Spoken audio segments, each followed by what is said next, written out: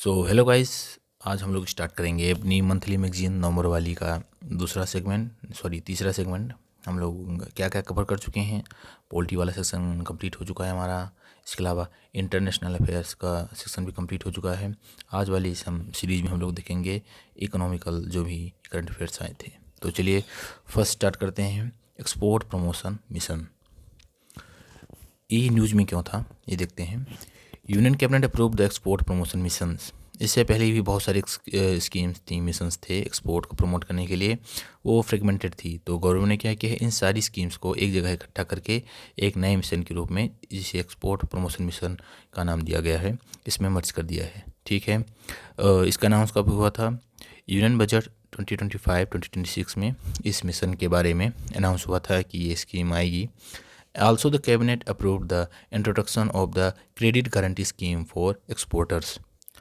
ये जो credit guarantee scheme आई है फॉर एक्सपोर्टर्स के लिए, इसका मेन जो पर्पज़ रहता है कि वो जो डेयरी सेक्टर्स, मतलब कि जो नॉर्मल स्मॉल इंटरप्रेनर्स रहेंगे और जो लाइव स्टॉक सेक्टर में इंगेज रहेंगे, तो उनको एक तरह से स्मूथली एक्सेसली फाइनेंस को प्रोवाइड कराना। तो एक तरह से वायबिलिटी प्रोजेक्ट रहेगा और एक क्रेडिट फैसिलिटी भी प्रोवाइड कराएगा। तो ये नॉर्मल जो एक्सपोर्टर्स हैं, जो स्मॉल स्केल के एक्सपोर्टर्स हैं या लाइव स्टॉल सेक्टर पर ज़्यादा डिपेंडेंट हैं, उनके लिए क्रेडिट गारंटी स्कीम आई थी। ठीक है। अब देखते हैं कि एक्सपोर्ट प्रमोशन मिशन क्या है। It provide a comprehensive, flexible and digitally driven framework for export promotions. ठीक है। तो एक तरह की ये कॉम्प्रहेंसिव है, जैसे मैंने बताया कि इसके पहले भी बहुत सारी फ्रेगमेंटेड स्कीम्स थी एक्सपोर्ट को प्रमोट करने के लिए, लेकिन उन सारी स्कीम्स को एक जगह इंटीग्रेट करके एक नए मिशंस यानी कि एक्सपोर्ट प्रमोशन मिशन के रूप में बता दिया गया है, यानी कि नई लॉन्च कर दी गई है। फाइनेंशियल आउटले कितना है? बजट में इसका जो आउटले था लगभग 25,000 करोड़ रुपये था, और टाइम लाइन 6 साल के लिए दी गई है, जो फाइनेंशियल ईयर 25-26 से स्टार्ट होकर के फाइनेंशियल ईयर 30-31 तक की जाएगी। इसका टारगेटेड सेक्टर्स कौन कौन से हैं? ये इम्पोर्टेंट है कि कौन कौन से टारगेटेड सेक्टर्स हैं। तो मोस्टली वो ही सेक्टर्स हैं जो रिसेंट ग्लोबल टैरिफ एस्केलेशन से, जैसे कि यूएस के द्वारा, मोस्टली यूएस पर ही ये इंडिकेट कर रहा है कि यूएस के द्वारा सैंक्शंस करने पर जो भी हमारे वीकर सेक्टर्स हैं जो मोस्टली अफेक्टेड हैं, वो इन पर फोकस किया गया है। जैसे कि टेक्सटाइल्स पर ज़्यादा है, लेदर पर, जेम्स एंड ज्वेलरी पर, engineering goods and marine products पर, इस पर ये ज़्यादा मतलब टारगेट किया गया है इस सेक्टर्स को। ठीक है। मिशन आर्किटेक्चर में 2 मिशन दिया गया है, एक निर्यात प्रोत्साहन, एक निर्यात दिशा। ठीक है। निर्यात प्रोत्साहन, निर्यात प्रोत्साहन क्या होता है? ये फाइनेंशियल सपोर्ट देगा, आपको प्रोत्साहित करेगा कि आप जाइए, इनकरेज करेगा to encourage the exporters of Indian, to encourage the exporters of Indian to increase the exports from India. एक तरह से फाइनेंशियल सपोर्ट देगा इंडियंस को, जो भी इंडियन के एक्सपोर्टर्स हैं। And design to improve access to affordable trade finance for diversification into new markets. ठीक है। आपको मतलब फाइनेंशियल सपोर्ट देगा कि नए नए मार्केट देखिए, अगर इसमें कुछ सेंक्शन सारी कुछ दिक्कत हो रही है तो उसका सबऑर्डिनेट कोई मार्केट देखिए कैसे कहाँ जा सकते हैं, तो इसके लिए फाइनेंशियल सपोर्ट कराएगा। नॉन फाइनेंशियल सपोर्ट ये कराएगा, निर्यात दिशा कराएगा। ठीक है। Design to enhance the market readiness and competitiveness of exporters. इसका काम क्या ये होता है कि ये नॉन फाइनेंशियल सपोर्ट प्रोवाइड कराता है, जैसे कि क्वालिटी और कंप्लायंस में हेल्प कराएगा कि किस तरह से आप अपने प्रोडक्ट की क्वालिटी को, और जो भी फॉरेन कंट्रीज़ में जहाँ आप एक्सपोर्ट करना चाहते हैं वहाँ के रूल्स को कंप्लायंस अच्छे तरीके से कर सकते हैं। इसके अलावा ब्रांडिंग कैसे अच्छी कर सकते हैं। इसके अलावा कुछ ट्रेड फेयर्स लगा करके अनदर कंट्री में आप वहाँ के कस्टमर को, वहाँ के कंट्री को अट्रैक्ट कर सकते हैं। इसके अलावा लॉजिस्टिक और ट्रांसपोर्ट में भी सपोर्ट करेंगे। इसके अलावा ये एक डिस्ट्रिक्ट लेवल का भी कैपेसिटी बिल्डिंग है, यानी कि डिस्ट्रिक्ट लेवल पर अगर जैसे कि इंडिया, भारत का एक एक्सपो, आप लोगों ने पढ़ा होगा कि भारत आत्मनिर्भर भारत बनना चाहता है। उसी दिशा में हर एक स्टेट को दिया गया है कि वो आत्मनिर्भरता का ये मुहिम अपनाएं। जैसे आत्मनिर्भर मध्य प्रदेश, आत्मनिर्भर उत्तर प्रदेश, आत्मनिर्भर बिहार। तो जैसे आत्मनिर्भर मध्य प्रदेश हो गया, तो हर एक डिस्ट्रिक्ट में वो एक स्पेशल प्रोडक्ट के बारे में बताया गया है। 1 डिस्ट्रिक्ट 1 प्रोडक्ट, ODOP। ODOP के द्वारा एक डिस्ट्रिक्ट जो होता है उसकी जो स्पेसिफिक एक्सपोर्ट्स जो वहाँ की क्वालिटी होती है, जैसे कि किसी भी स्टेट में अगर एग्रीकल्चर से लेते हैं तो जैसे कि इंदौर में जैसे कि आलू ले लिया, या फिर शहडोल की हल्दी ले ली। तो इस तरह से क्या होता है कि ये पर्टिकुलर डिस्ट्रिक्ट जिस चीज़ में एक्सपर्ट हैं वहाँ की चीज़ को प्रोडक्शन करने में, वो करने में, तो इसमें भी ये हेल्प करता है निर्यात दिशा। ठीक है, निर्यात प्रोत्साहन फाइनेंशियल सपोर्ट करता है और निर्यात दिशा जो है नॉन फाइनेंशियल सपोर्ट करता है। मार्केट रेडीनेस मतलब वही होता है कि मार्केट को रेडी करना, वहाँ उनके रूल्स जो फॉरेन के रूल्स हैं कंप्लायंस, उसको कैसे वो तरफ मैनेज कर सकते हैं, कैसे अपनी ब्रांडिंग को बढ़ा सकते हैं। इसके अलावा वो किस तरह से अपने प्रोडक्ट को थोड़ा सा दूसरी तरह से डिफरेंट बना सकते हैं। ठीक है, तो तरह से मार्केट रेडीनेस हो गया और कॉम्पिटिटिवनेस बढ़ाना, वही वो दोनों को मिक्स करके मैंने जितने भी पॉइंट बताए इधर, वो सारे इन दोनों को कॉम्प्रहेंसिव में आप ले सकते हैं। और इसके अलावा देखते हैं इसकी इम्प्लीमेंटेशन एजेंसी जो है वो directorate general of foreign trade जो है ये मेन इम्प्लीमेंटिंग एजेंसी है। ठीक है, एक्सपोर्ट प्रमोशन मिशन की ज़रूरत क्यों पड़ी ये देखते हैं। Consolidation of existing schemes, it integrates and modernises की existing schemes, interest equalisation scheme and market access initiative. ठीक है, तो मैंने आपको बताया कि इसके पहले भी एक्सपोर्ट प्रमोशन के लिए बहुत सारी स्कीम्स चल रही थी, उन सारी स्कीम्स को एक जगह इंटीग्रेट करने का काम एक्सपोर्ट प्रमोशन मिशन ने किया है। लॉजिस्टिक चैलेंजेस थे जैसे कि inadequate infrastructure and transit delay, sharp rise in freight cost and shipping disturbance, इसके कारण भी रेड सी रूट में कुछ डिस्टर्बेंस हो गया, उसके कारण कुछ फ्रेट कॉस्ट बढ़ गया, ये हो गया, तो इन सब को भी ये कवर करेगा mission. Market access challenges, limited visibility and buyer connections, identify new markets, कुछ सेंक्शन लगाने के कारण कुछ कंट्री पर्टिकुलर कंट्री में हम लोग थोड़ा सा ट्रेड नहीं कर सकते हैं, जैसे कि ये तो पॉलिटिकल इशू चलता ही रहेगा, चाहे रसिया यूक्रेन का वार चलता रहे, चाहे इधर इजराइल का चलता रहे, तो कुछ ना कुछ ईरान के साथ डील, तो इस तरह से हमें कुछ न्यू मार्केट्स को भी देखना पड़ेगा, आइडेंटिफाई करना पड़ेगा, उनके साथ मार्केट ये ट्रेड डील करनी पड़ेगी। Regulatory challenges and this includes regular documents such as certificates of origin, quality inspection certificate and packing list among others. Certificate of origin एक तरह से एक प्रोडक्ट को दिया जाता है कि वो एक दूसरे कंट्री में जाकर के ये डंपिंग ना करे, डंपिंग को एंटी डंपिंग की अप्रोच को बचाने के लिए सर्टिफिकेट ऑफ ओरिजिन दिया जाता है कि ये जो प्रोडक्ट है ये पर्टिकुलर कंट्री से ही आ रहा है, दूसरी कंट्री से नहीं हो रहा है, क्योंकि कुछ कभी क्या होता है कि इस पर्टिकुलर कंट्री पर दूसरी कंट्री के द्वारा बहुत ज़्यादा हाई सेंक्शन लगाए रहते हैं और तीसरी कंट्री पर सेंक्शन कुछ कम लगाए रहते हैं, तो ये कंट्री क्या करती है अपने प्रोडक्ट पहले यहाँ रखती है, फिर यहाँ से ये ब्रांडिंग लगा करके वहाँ भेजती है। तो अगर ये इस पर सर्टिफिकेट ऑफ ओरिजिन लगा रहता है तो इस तरह से ये सेंक्शंस को या फिर और तरह के ट्रेड बैरियर्स को ये तरह से बाईपास करना चाहती है, तो इस चीज़ को बचाने के लिए सर्टिफिकेट ऑफ ओरिजिन दिया जाता है। क्वालिटी इंस्पेक्शन सर्टिफिकेट भी जरूरी रहता है and packing list and among others. ठीक है, तो ये भी जरूरी रहता है।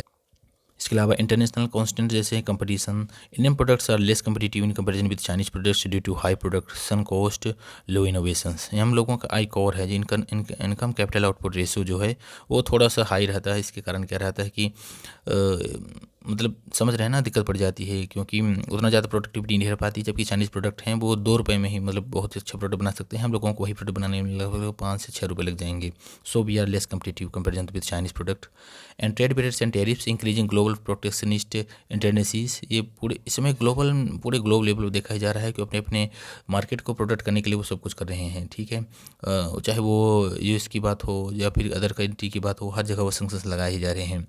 US imposed steep 50% tariff on Indian goods, significantly reducing India's export to the US, which is India's largest export destination. And other constant issues of quality standards, supply chain disruptions, ये भी थोड़ा सा है। ठीक है, इसके अलावा अदर की government initiative strengthen India export landscape, जैसे न्यू फॉरेन ट्रेड पॉलिसी आई थी 2023 में, focuses on export incentives, ease of doing business, emerging sectors like e commerce, high tech products में ध्यान दिया गया था। Rebate of state and central levies and taxes scheme provide tax and duty reimbursements to exporters benefiting sectors like pharmaceuticals, chemicals and steel. तो ये जो state and central levies taxes में ये रिबेट करने के लिए स्कीम आई थी, इसका काम था कि टैक्स ड्यूटी को इन्वर्स करना टू एक्सपोर्टर के लिए, और कौन कौन से सेक्टर को बेनिफिट करना, फार्मास्यूटिकल्स, केमिकल्स और स्टील के लिए। ईज ऑफ डूइंग बिजनेस के लिए भी कुछ इनिशिएटिव हुए थे, से कंप्लायंस एंड डिक्रिमिनलाइजेशन रिफॉर्म्स में 42,000 compliances reduced and 3,800 provisions decriminalize to simplify business processes. ठीक है, नेशनल सिंगल विंडो सिस्टम अपनाया गया था कि इस तरह से हम लोग एक ही पर्टिकुलर प्लेटफॉर्म पर ही सारे जितने भी आपके इशूज़ रहेंगे, ग्रीवांसेस रहेंगे, उसको रिड्यूस करेंगे। इंफ्रास्ट्रक्चर लॉजिस्टिक के लिए नेशनल लॉजिस्टिक पॉलिसी और पीएम गति शक्ति मॉडल आया है, और ये तो इंपॉर्टेंट है। एंड ई कॉमर्स डिजिटल के लिए ई कॉमर्स एक्सपोर्ट हब, ई-सेक and IC gate digital platform modernise करता है कस्टम प्रोसेस को with e filing, real time tracking और सीमलेस डॉक्यूमेंटेशन के लिए। एग्रीकल्चर के लिए national programme for organic production के लिए भी आया है। तो एक तरह से ये सब हैं। कुछ डाटा देख लेते हैं। 21% कंट्रीब्यूशन इन ओवरऑल जीडीपी, ये एक्सपोर्ट में एक्सपोर्ट सेक्टर है जो अपना कंट्रीब्यूट करता है टोटल जीडीपी का लगभग 21%। Over 45 million people are directly and indirectly employed in export oriented industries and 45% of India's total exports are contributed by the MSME. यानी एमएसएमई का बहुत बड़ा रोल है। एमएसएमई लार्ज स्केल पर सब लोगों का एम्प्लॉयमेंट भी दे रहा है और 45% इंडिया के टोटल एक्सपोर्ट में भी कंट्रीब्यूट कर रहा है। इंडिया का share in global exports of 2.5%, ठीक है। लेकिन ये देखिए बहुत ही बुरी बात है कि टोटल वर्ल्ड जितना ग्लोबल एक्सपोर्ट है इंडिया में, इसमें इंडिया का जो है सिर्फ 2.5% ही कंट्रीब्यूशन है, ठीक है। इसके अलावा दूसरा देखते हैं अब, ये देखते हैं कि what more can be done to promote exports. FTA, कुछ कंट्री से जितने ज़्यादा एफटीएस करेंगे उससे ज़्यादा हम लोगों को बैरियर कम रहेंगे और अदर कस्टम ड्यूटीज़ में हमें लीवरेज मिलेगा, तो उससे हम लोगों को फ़ायदा होगा, ठीक है। ये जैसे कि several upcoming free trade agreements, जैसे कि अभी हम लोगों का यूरोपियन यूनियन के साथ अभी होने वाला है शायद फरवरी में 2026 में। ये एक्सपेक्टेशन है कि वहाँ के यूरोपियन यूनियन की एक्सपोर्ट प्रमोशन काउंसिल की जो प्रेसिडेंट हैं वो आएँ, अब लोगों से बातचीत करें और एक हम लोग नया एफटीए यूरोपियन यूनियन के साथ ही डील कर सकते हैं। And can be also negotiate better to improve market Europe, central Asia and favourable trading terms. Harness demand for high value technical services. For instance, specialized technical expertise in the fields of R&D, manufacturing services, supply chain management and maintenance and repair. तो ये high value technical services के लिए हम लोगों को थोड़ा सा ये डिमांड जो है उसको थोड़ा सा अपनी तरफ लेना पड़ेगा, क्योंकि बहुत ज़्यादा डिमांड चल रही है। जो टेक्निकल एक्सपर्टीज में, फील्ड ऑफ रिसर्च डेवलपमेंट में, मैन्युफैक्चरिंग सर्विस में, सप्लाई चेन में, तो इसको हार्नेस करना पड़ेगा। इस चीज़ को हम लोगों को अपनी तरफ लेना पड़ेगा। स्ट्रेंथनिंग एमएसएमई को थोड़ा प्रमोट करना ज़रूरी है, क्योंकि 46% तो हम लोग देख रहे हैं कि टोटल जितना भी एक्सपोर्ट हो रहा है उसमें एमएसएमई कंट्रीब्यूट कर रहा है, तो ये इंपॉर्टेंट है। Strengthen innovation and value additions. Agriculture and process food products export development authority APEDA launched Bharat hub for agritech resilience advancement and incubation for export enablement to promote innovation and create new export opportunities for young entrepreneurs. तो इस तरह से अपीडा ने भी, यानी कि जो agriculture processed food का export promote development authority head है, उसने भी भारतीय प्रोजेक्ट लॉन्च किया है। इसका फुल फॉर्म है Bharat hub for agritech resilience advancement and incubation for export enablement to promote innovation and create new export opportunities for young entrepreneurs. तो ये भारतीय प्रोजेक्ट भी है। अनलॉक ई कॉमर्स एक्सपोर्ट्स, तो ई कॉमर्स एक्सपोर्ट्स को भी थोड़ा सा ध्यान देना पड़ेगा। Create national trade network, proposed unified digital platform to centralise all export import processes customs GDGP FT bank ports into one system, ठीक है। Credit guarantee schemes for exporter क्या है? To enhance liquidity, support market diversification, boost employment and improve global competitiveness. ये credit guarantee schemes हमने आपको बताया था कि एक किस लिए लाई गई, मैं mostly MSME non MSME exporters को प्रमोट करने के लिए लाई गई थी, ठीक है। एक तरह से क्रेडिट देना मोस्टली देखा जाता है कि जो लाइव स्टॉक सेक्टर है उसमें जो काम करने वाले लगते हैं, या फिर लो बजट की जो भी एक्सपोर्टर रहते हैं उनके लिए क्रेडिट गारंटी स्कीम 4 आई थी। Total credit support 20,000 crore, collateral free with 100% guarantee coverage by national credit guarantee trustee company NCGTC के द्वारा ये 20,000 करोड़ रुपये का total collateral free 100% guarantee coverage दिया जाएगा। बेनिफिशरीज एमएसएमई और नॉन एमएसएमई दोनों रहेंगी। Implementing agency department financial services and through NCGT से रहेगा। ओवरसाइड बॉडी रहेगी सेक्रेटरी ऑफ डीएफएस, ठीक है, यानी डिपार्टमेंट ऑफ फाइनेंशियल सर्विसेज। तो ये स्कीम भी हो गई, हम लोगों की एक स्कीम कंप्लीट हो गई। यानी कौन सी थी? एक्सपोर्ट प्रमोशन मिशन, ठीक है। ये क्यों आई थी, किस लिए आई थी, इसके बारे में 2 सेकंड का रिकैप ले लेते हैं। तो जैसे ही इसका नाम है एक्सपोर्ट प्रमोशन स्कीम्स, तो इसका मतलब ये है कि एक्सपोर्ट को प्रमोट करने के लिए स्कीम आई थी। तो इसको एक्सपोर्ट में प्रमोट करने के लिए अभी बहुत सारे सैंक्शंस लगा लिए गए हैं, तो उसके कारण आरबीआई ने कुछ रिलीफ मेजर भी दिया है, जैसे कि 4 month moratorium on loan instalments के लिए 4 मंथ का मोरेटोरियम दे दिया है। एक्सपोर्ट क्रेडिट टेन्योर को 450 दिन तक एक्सटेंड कर दिया है। इसके अलावा वर्किंग कैपिटल मार्जिन में भी रिलैक्सेशन दिया है। डीपीडी फ्रीज ड्यूरिंग मोरेटोरियम, यानी कि जो डीपीडी अमाउंट रहता था उसको मोरेटोरियम टाइम में फ्रीज कर दिया है। इसके अलावा एक्सपोर्ट रियलाइजेशन जो विंडो रहता है उसको भी 9 मंथ से लेकर के 15 मंथ तक रिलैक्सेशन दे करके भी वो कर दिया है, रिलैक्सेशन दे दिया है, ठीक है। इसके अलावा 5% जनरल प्रोविजनिंग दिया है स्टैंडर्ड अकाउंट के लिए, ठीक है। तो ये कुछ आरबीआई के द्वारा अपनाए गए वो हैं, पहले हैं। अब देखते हैं मैन्युफैक्चरिंग इन इंडिया, मैन्युफैक्चरिंग का कितना कंट्रीब्यूशन है इंडिया में, क्या क्या कैसे है, ये देखते हैं। तो मैन्युफैक्चरिंग के बारे में बात करें तो ये अभी देख लेते हैं इसका क्या कैसे ये है। तो उसके पहले देखते हैं कि इसका कुछ डाटा देख लेते हैं कि India's manufacturing sector show robust resilience with 4.26% growth in financial year 2024-2025। जो हम लोगों का इंडेक्स आता है IIP यानी इंडेक्स ऑफ इंडस्ट्रियल प्रोडक्शन, वो हाईलाइट करता है कि मैन्युफैक्चरिंग जो है वो 77% इंडस्ट्रियल आउटपुट को उसने कंट्रीब्यूट किया है with key segment such as metals, electrical equipments and machinery. ठीक है, इसके अलावा कंट्रीब्यूशन कितना करता है इस जो टोटल जीडीपी रहता है, टोटल जीडीपी मैन्युफैक्चरिंग कंट्रीब्यूट करता है लगभग 17%। ठीक है, तो ये भी वो ज़रूरी है।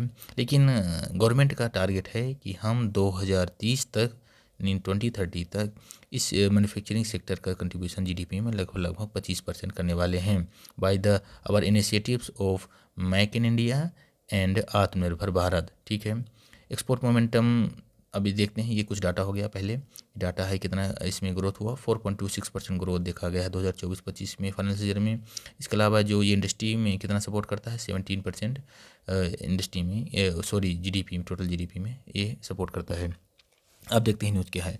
Recently NITI Aayog frontier technology hub in collaboration with the confederation of Indian industry and Deloitte unveiled a 10-year roadmap titled Reimagining Manufacturing, India's Roadmap to Global Leadership in Advanced Manufacturing। अरे बहुत खतरनाक थीम दिए हैं भाई, लेकिन ठीक है, देखते हैं क्या होता है। इसका की हाईलाइट्स क्या क्या दिया है। Core frontier technology enablers artificial intelligence and machine learning, advance materials, digital twins and robotics.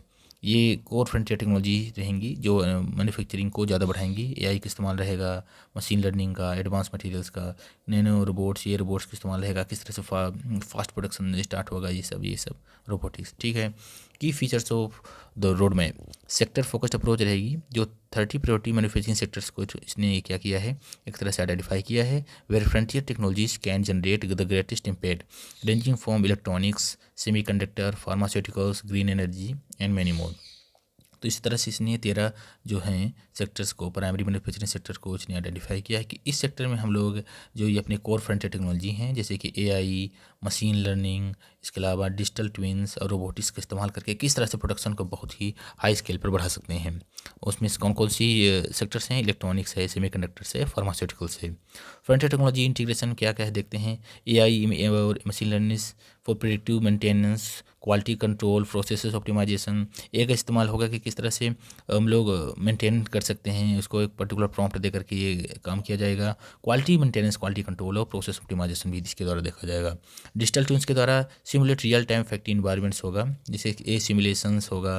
Simulations के द्वारा हम लोग देखेंगे किस तरह से अगर फैक्ट्री का रियल टाइम में इन्वायरमेंट में क्या कैसे काम होता है। ठीक है, एक तरह से जैसे कि वीएफएक्स नहीं होता है, जैसे वीएफएक्स हो गया, ऑगमेंटेड रियलिटी होता है, एआर होता है, वर्चुअल रियलिटी, इन दोनों को कॉम्बिनेशन करके डिजिटल ट्विंस ये बनाया जाएगा। ठीक है, advance materials to enhance a product performance and sustainability in robotics for automation to improve precision, productivity and safety के लिए भी हम ऐसे सेक्टर्स में जहाँ पर ह्यूमंस ने वर्कर्स वर्क नहीं कर सकते हैं, वो रोबोटिक्स और ऑटोमेशन का इस्तेमाल किया जाएगा। Significance of manufacturing, balancing economic structure, manufacturing shifts labour from low productivity agriculture to high productivity non farm employment which the service sector could not achieve desirable scale.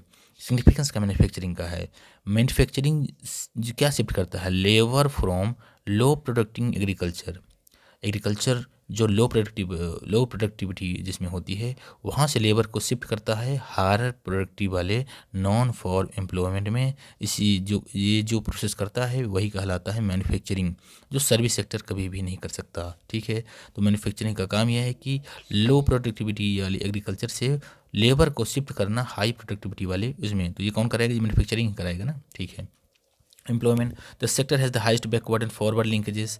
Backward और forward linkages क्या होती हैं कि backward linkages यानी कि जो यहाँ से प्रोवाइड कराते हैं पर्टिकुलर रॉ मटेरियल्स को कंपनी को प्रोडक्शन बढ़ाने के लिए, और फॉरवर्डर यानी कि after the completion of the जो प्रोडक्ट को फिर ट्रांसपोर्ट यहाँ ले जाना, ये होता है फॉरवर्ड लिंकेजेस, ये होता है बैकवर्ड लिंकेजेस। ठीक है, compare to any other sector it generates more job indirectly for every direct job created. Strategic autonomy क्या होती है, A strong manufacturing enhances self-reliance in critical sectors such as defense, semiconductors, pharmaceutical and energy equipment. Strategically point of view बहुत ज़रूरी है। आजकल हम लोग देख रहे हैं कि जैसे कि सेमीकंडक्टर चिप्स के लिए हर एक देश में डिमांड बढ़ रही है कि वो ऑटोनॉमी अपनी खुद की बनाए रखें प्रोडक्शन में, मैन्युफैक्चरिंग में। इस पहल में इंडिया ने वे अपना मिशन सेमीकंडक्टर मिशन लॉन्च कर दिया है। तो स्ट्रेटेजिकली पॉइंट ऑफ व्यू से भी कुछ सेक्टर में बहुत ज़रूरी होता है कि हम सेल्फ रिलायंस रहें। डिफेंस के सारे सेक्टर हमारे खुद के बने हों, सारे इक्विपमेंट्स, सारे स्पेयर पार्ट्स अपने खुद बने रहेंगे तो हमें किसी पर दूसरे पर डिपेंड नहीं पड़ेगा in our critical periods.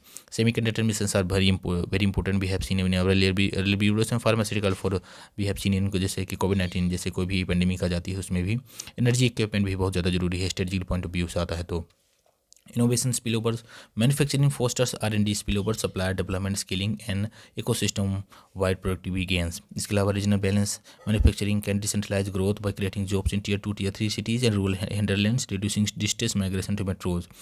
Regional balance को भी रीजनल इम्बैलेंस जो भी बना हुआ है कि टियर 1 में ही सिटी में ही हम लोगों को रोजगार मिल रहा है, टियर 2 टियर नॉर्मल सिटीज़ में इस तरह की किसी कोई भी नहीं रहते हैं। तो ये एक ही सेक्टर ऐसा है जो मैन्युफैक्चरिंग सेक्टर ही है नॉर्मल, जो वहाँ के सारे यूथ को जो माइग्रेट कर रहे हैं for seeking the job in tier 1 cities, they can gain the jobs in tier 2 and tier 3 on their own cities। जैसे कि MSMEs को डेवलप कराना है, micro small enterprise cluster development programme को, इसके द्वारा।